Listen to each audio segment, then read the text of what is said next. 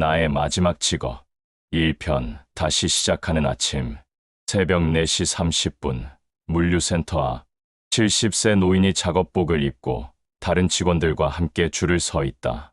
대부분이 20대, 30대인 가운데 홀로 눈에 띄는 백발의 노인. 조장이 업무를 배정하며 노인에게는 가벼운 택배 상자 분류 작업을 맡긴다. 젊은 직원들의 시선이 느껴진다. 새벽 공기는 차갑고 내 숨은 하얗게 피어올랐다. 40년간 직장 생활을 했지만 이렇게 다시 새로운 곳에서 일을 시작한다는 건 두렵기도 하고 어색하기도 했다. 연금만으로는 한 달을 버틸 수 없었고 병원비와 생활비는 나를 다시 일터로 내몰았다. 70세, 대부분 사람들이 여생을 편히 보낼 나이에 나는 다시 새벽잠을 설쳐야 했다. 노인은 첫 번째 택배 상자를 들어 올린다. 생각보다 무겁다. 허리가 살짝 휘청거리지만 참는다. 택배 상자 하나하나가 이렇게 무거웠나. 젊은 시절에는 쌀포대 2개도 한 번에 들었는데 지금은 10kg도 안 되는 상자 하나가 온몸을 긴장시킨다. 하지만 멈출 수는 없다. 이 일이 내게는 단순한 아르바이트가 아니라 생존의 문제니까. 젊은 동료 직원이 노인의 느린 속도를 보며 답답해한다. 하지만 노인은 묵묵히 자신의 속도로 일을 계속한다. 공자는 말했다. 나이 들어도 배우기를 그치지 않는 자, 이를 일러 군자라 하느니라. 새로운 시작을 두려워하지 말라. 비록 늦더라도 걸음을 멈추지 않는 자가 결국 목표에 도달하느니라. 첫날, 노인은 스스로에게 다짐했다. 나는 아직 할 수 있다. 비록 젊은 사람들보다 느리고 힘들지만 내 나름의 속도로 해낼 수 있다. 퇴근하며 받은 첫 일당을 손에 쥐었을 때 그는 작지만 확실한 성취감을 느꼈다.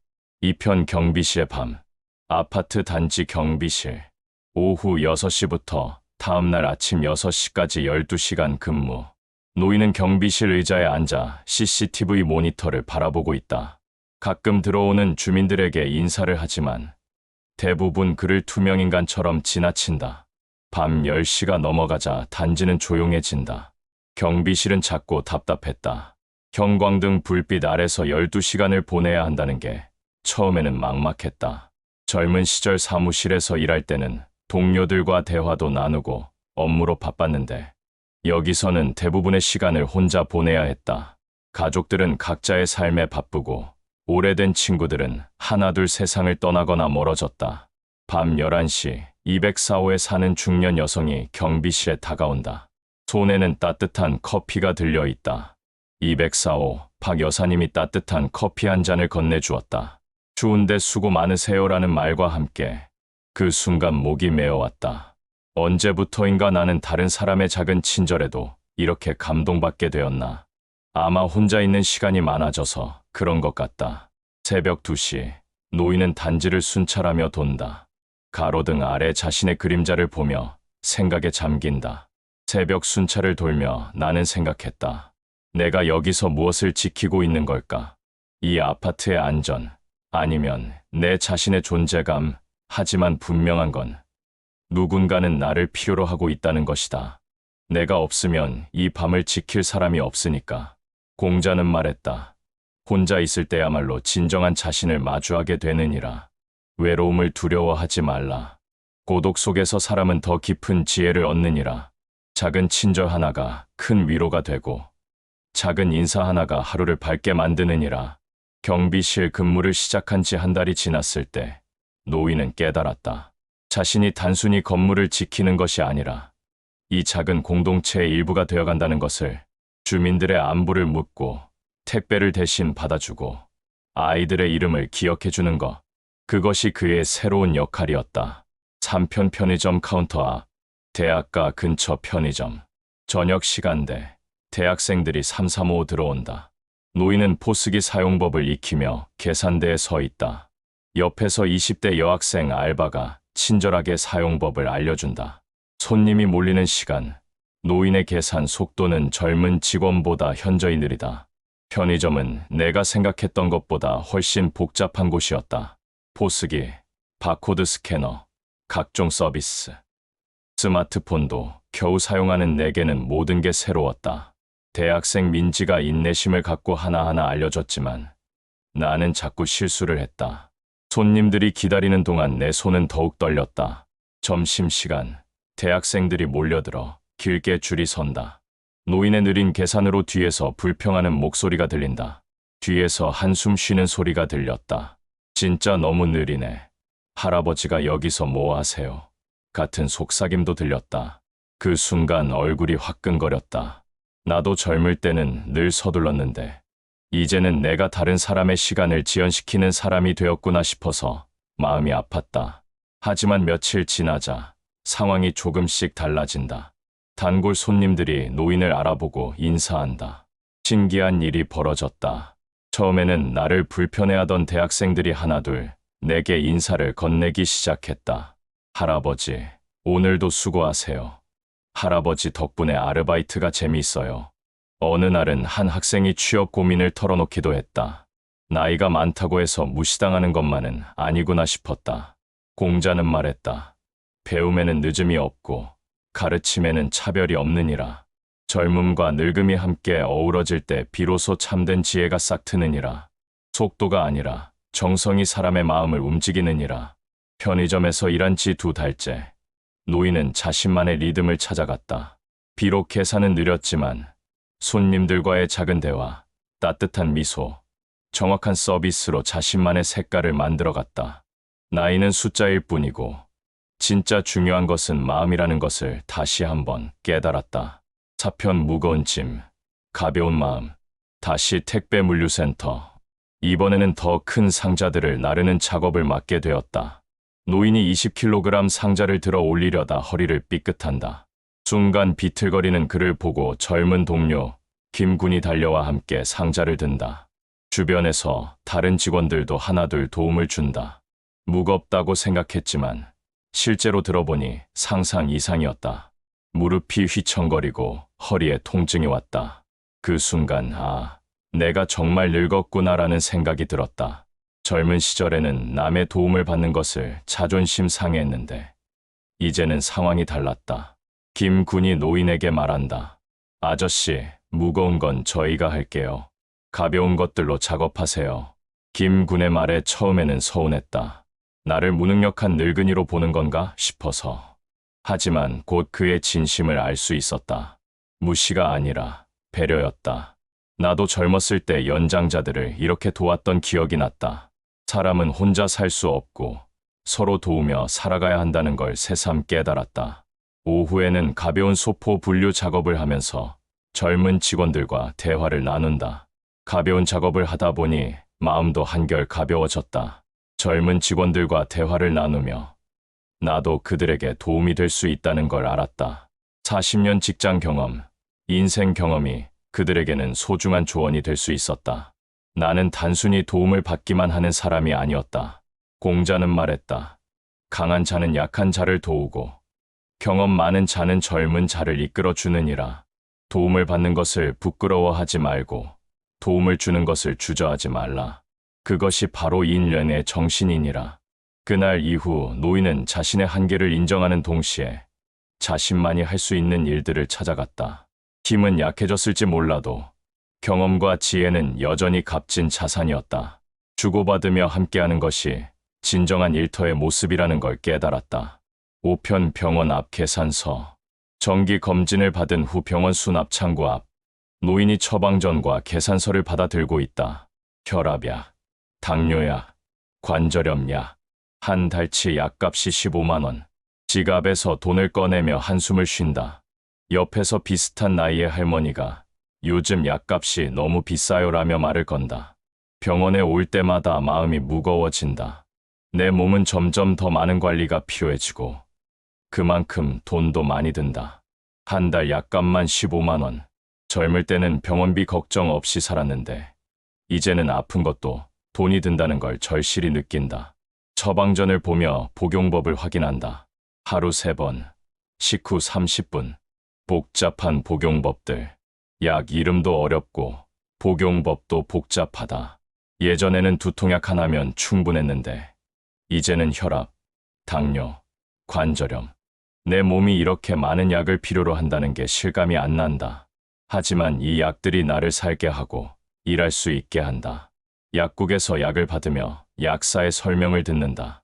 약사 선생님이 친절하게 설명해 주지만 한 번에 다 기억하기 어렵다. 집에 가서 약봉지에 메모를 해둬야겠다. 나이 들수록 건망증이 심해지는데 약만큼은 정확히 복용해야 하니까 건강해야 일할 수 있고 일해야 약값을 낼 수 있다. 이상한 순환이지만 이게 내 현실이다. 공자는 말했다.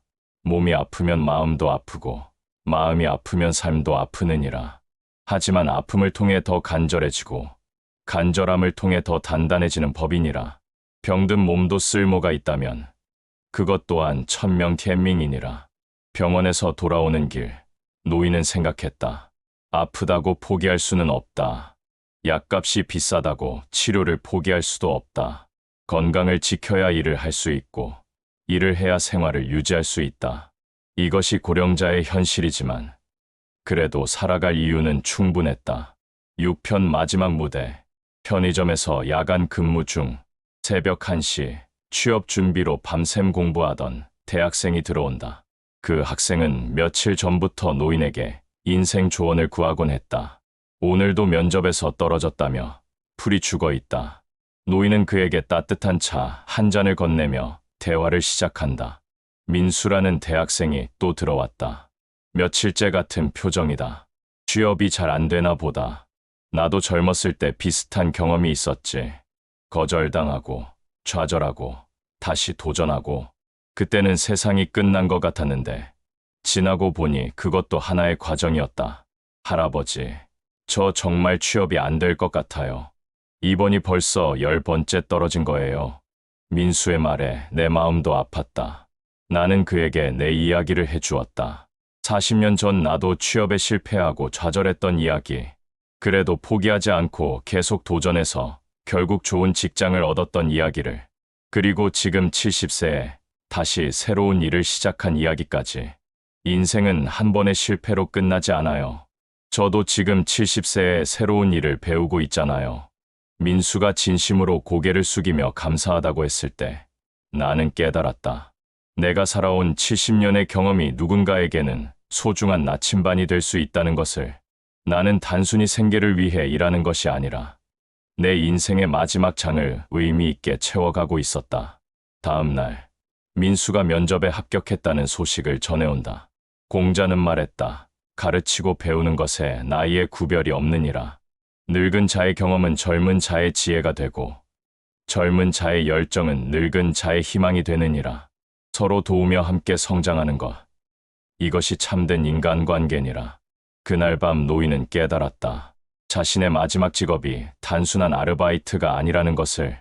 이곳에서 만나는 사람들과의 관계, 나누는 대화, 전하는 조언들이 모두 자신 인생의 마지막 무대를 빛내는 소중한 요소들이라는 것을.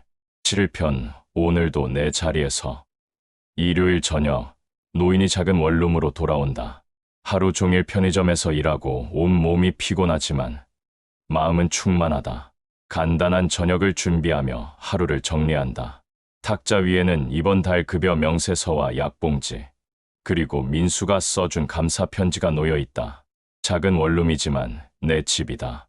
젊을 때는 더 큰 집, 더 좋은 차를 꿈꿨지만 이제는 이 작은 공간이면 충분하다.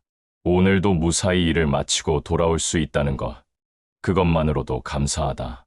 거울을 보며 하루를 정리한다. 얼굴에는 피로가 역력하지만 눈빛은 살아있다. 거울 속 내 모습을 보니 확실히 늙었다. 주름도 늘고 머리도 더 하얘졌다.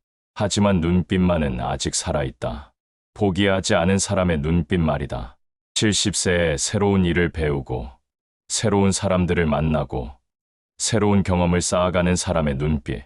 침대에 누워 하루를 돌아본다. 오늘도 내 자리에서 내 몫을 다했다.